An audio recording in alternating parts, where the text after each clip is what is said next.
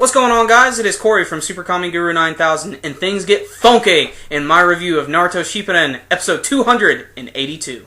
So as much as I would love to continue watching the filler that was going on last week with all the moms in Konoha defeating sumo wrestlers with pots and pans, it's kind of a disappointment that we're finally getting back to this war, man. It kind of sucks. No, really, this is actually one of the best examples of how to do a flashback episode, and these are a lot of new flashbacks, so it's not really anything bad here, but everything moved really quickly this week, and we got a lot of backstory, in particular from Killer B and his brother, A. Like I said, this whole episode basically dealt with the backstory of A and B, and it was pretty interesting because we get a little more insight on the things that go on in the Cloud Village, and if there's one thing that's been hinted at in the past, it's that A and B definitely like to use these wrestling-style moves, in particular the lariat, and this is where we actually get to see where Killer B and A actually met, and it may actually come as a surprise, they're not biological brothers. They're sort of pseudo-brothers, sort of say, and they have this sort of really crazy ritual where they have a lot of young Cloud Ninja compete in this lariat competition where both A and a random ninja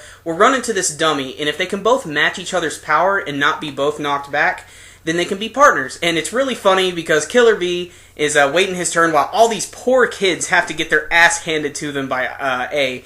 And eventually it does get to Killer B, and they do the lariat together, and they do match, and they have a compatibility, and they start doing the fist bumping thing so that they can sort of read each other, and this is when they're assigned to be partners. In the midst of all of this, we get to see a little bit more backstory from Killer B, albeit it is moving very quickly. We get to, of course, see that he's always loved rap from a young age, and he's just very optimistic about everything. He gets along really well with the Raikage, and we get to see them hanging out, going through a few battles, perfecting their lariat technique, but eventually it gets to a point where, you know, A is just so strong, and Killer B is starting to slow down a little bit, and they need their powers to sort of match each other. And then they skip ahead a few more years later, and we get what I think was probably the most exciting part of the episode. Believe it or not, Killer B and the Raikage originally fought against the 4th Hokage, Minato Namikaze, and this was just a really cool fight.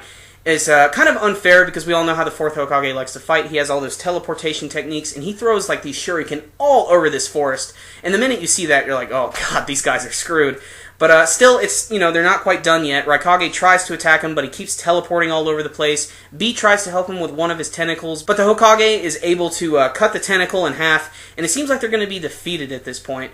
And then Raikage is like, alright, I think I got this. I just need to remember where he's going to be. I think I know where all the kunai are at. I just have to sort of pick where he's going to be. And he tries to attack him again, but Minato actually gets behind Killer B, and he's getting ready to hit him.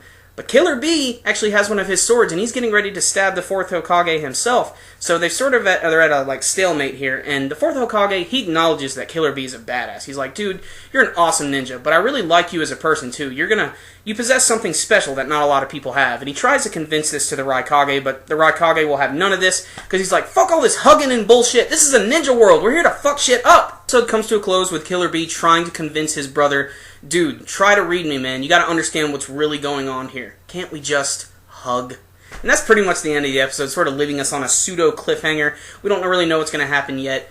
But like I said, this is a flashback episode done right. They moved really fast through everything, and there was actually a little bit of action in some of the flashbacks. Like I said, there was the 4th Hokage stuff. You got to see all those kids getting their ass handed to them by the Raikage, which I thought was very funny.